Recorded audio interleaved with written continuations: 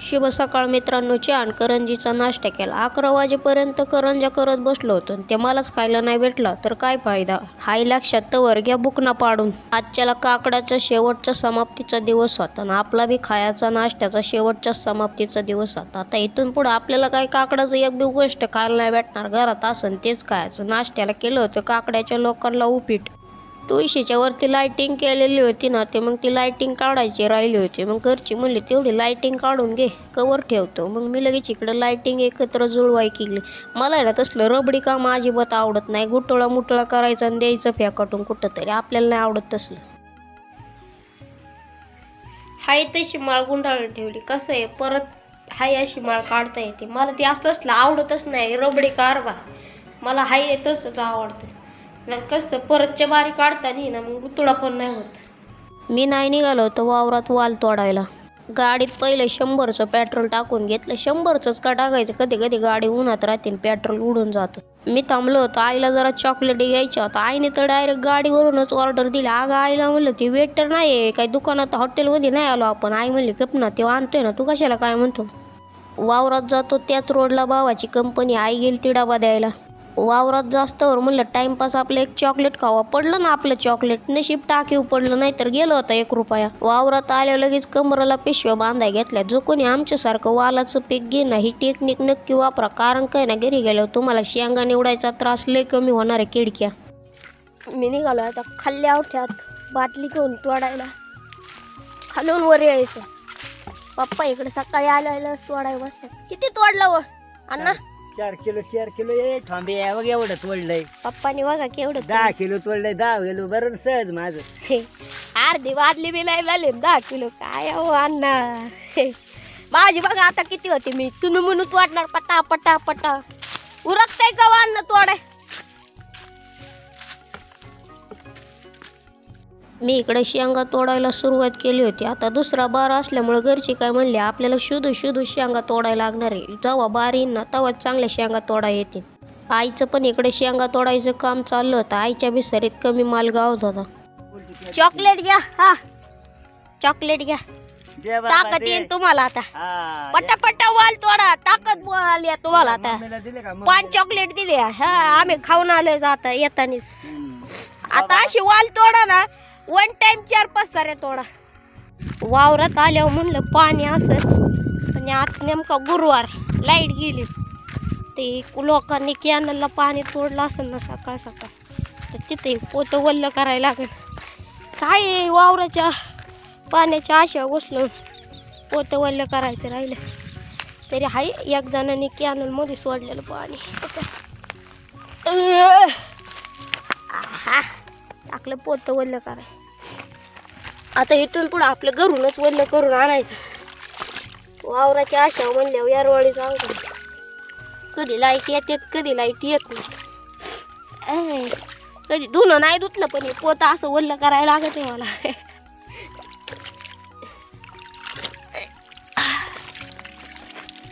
रे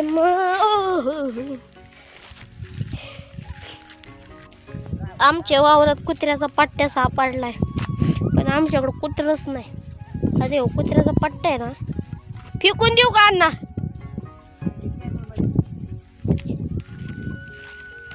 असं फेकून द्यायचा कॅनलमध्ये. पूर आला की जाईन वाहून. पूर कवा यायचा वावरात काय माहिती. आमच्या वावरात म्हणजे कॅनलमधून पाणी येतं. मला तर आठवत बी नाही जसं कॅनल चालू झालंय त्याला पाणी आलंय कोण पवाय आलंय. तुम्ही लहानपणी पावला. तुमचं वय किती आता? 50.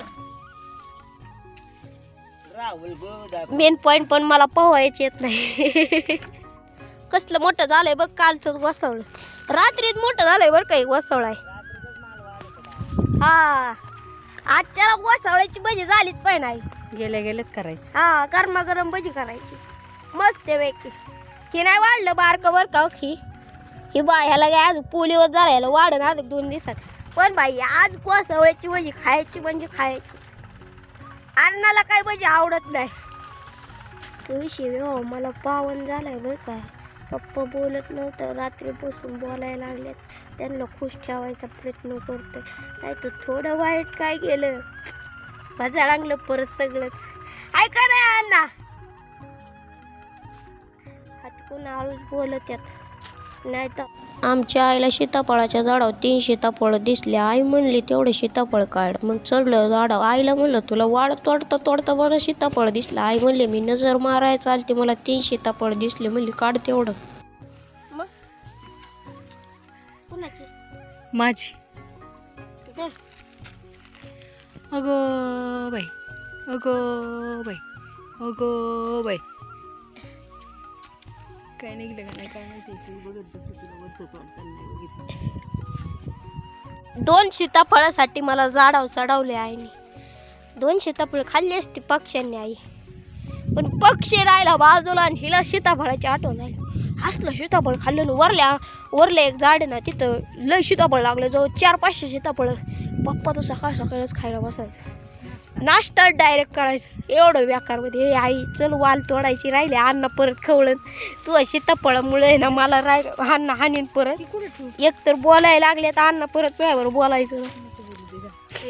ही बादली पप्पाची ही बादली आणि आईची ती बादली.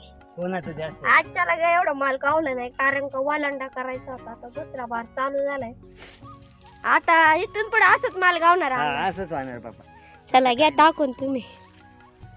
पप्पांनी घेतलं त्यांचं टाक आहे आणि इकडं माझे आतापर्यंत आहे ना आम्ही आता हे तिकडून आहे ना हे तोर आई आता हे तोर आली. मग राहिले किती 1 2 आणि 3 साऱ्यांना 3 बादल्या तरी गावले पाहिजे. पण काय माहित गावतात का नाही का नाही गावायच्या मायामध्ये. कारण काय ना पातळ पातळ शेंगा आहे.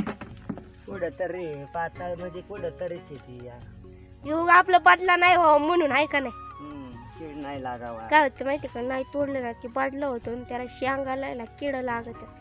कीड लागण्यापेक्षा जाऊ द्या ना आपल्याला काढलेलं बरं. आई तर अजून तोडतच बसली. आई तोडके पट्टा पट्टा ग. तुझ्या शरीराला लय माल आहे का.